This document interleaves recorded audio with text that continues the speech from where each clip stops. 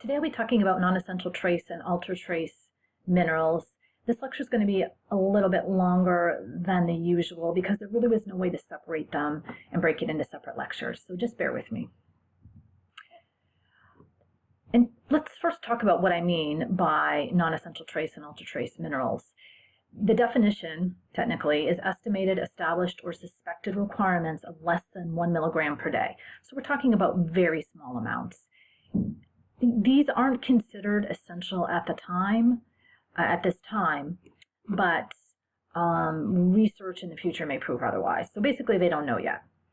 We'll be talking about fluoride, arsenic, boron, nickel, silicon, and vanadium. Cobalt is needed only as part of vitamin B12, cobalamin, as it's sometimes called. Sources include, I'm going to try and fix my screen a bit here, so bear with me. I actually had to switch computers because I filled my hard drive. Sources of fluoride. So if you live in town, you have fluoridated water, 1 part per million or 1 milligram per liter. Beverages in general vary in terms of their fluoride content, which is largely dependent on the fluoride in the water. There's some grains and cereal products that have fluoride, some fish if you consume the bones, which I think I've told you all before, I don't do. Decaffeinated forms of tea are higher than the caffeinated ones, and of course toothpaste has fluoride in it, or it should. That's what the dentists recommend anyway. It's protein-bound. Protein-bound fluoride is hydrolyzed, and it can form in soluble complexes with calcium and magnesium. It's absorbed by passive diffusion at 100%, and that occurs rapidly in the stomach. It is transported in the forms of ionic fluoride, hydrofluoric acid, and it is also bound to plasma proteins. No surprise there, a lot of these minerals are. We know that fluoride is found in the teeth. That's why we brush our teeth with fluoride. It's found in the bones, mostly excreted in the urine, and young growing people incorporate more fluoride into their skeleton and excrete less than adults because, of course, they're growing and they're building and developing their skeleton and their teeth.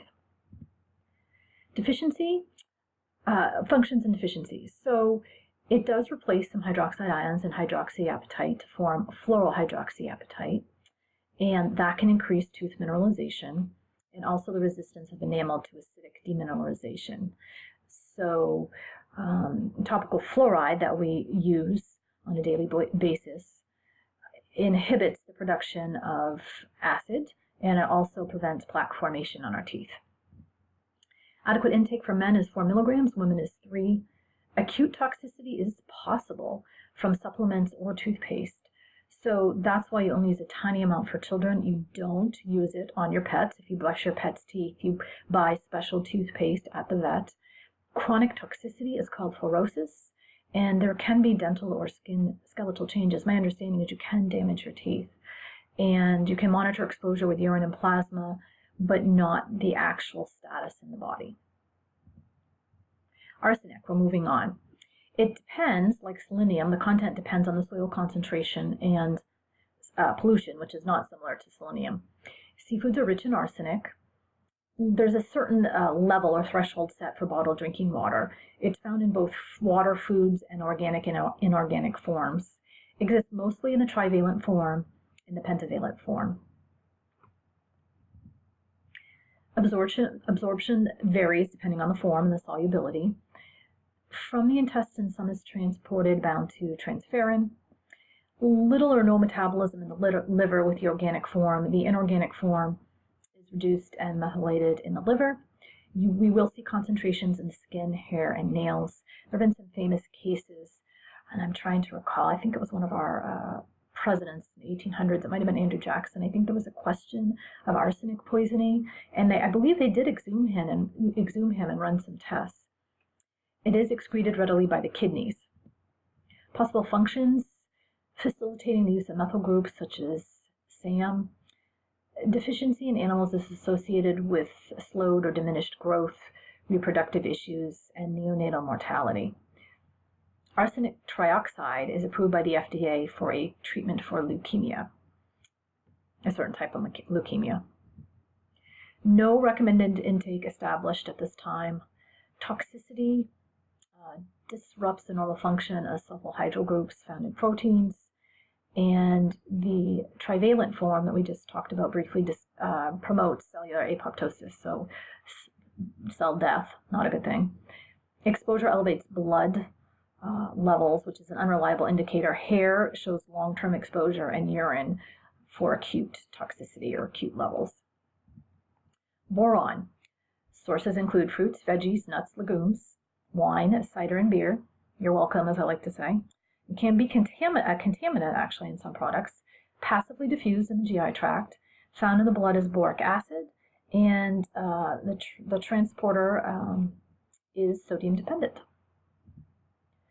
You'll find it in soft tissues, bones, nails, and hair, excreted as boric acid in the urine. Functions, bone composition, strength, and structure is influenced by boron. We don't hear a lot about that when we talk about bone health. And the cell membrane function, stability, some role in brain function, and there is an anti-inflammatory role, or it plays a role in anti-inflammatory responses.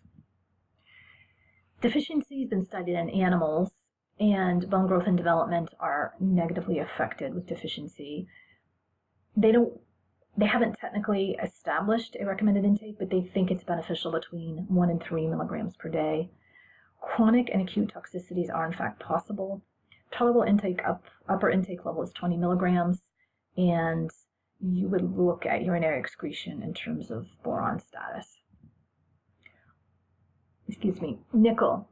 Sources of nickel, nuts, legumes, grains, and chocolate. You can't go wrong there. Plant sources are better than animal sources. I bet you thought you would never hear me say that. Absorption is both carrier and passive diffusion. Transport in the blood mainly binds to albumin and some amino acids and small ligands. It is widely distributed. So as I was saying, nickel is widely distributed throughout the body. We see the highest concentrations in the thyroid and adrenal glands, but it is found in soft tissues, hair, and bones. Another one that's primarily excreted in the urine, and it may be involved in CNG channels. When nickel deficiency is seen in animals, it's characterized by decreased reproduction and depressed growth. There may be altered iron, carbohydrate, and lipid metabolism as well.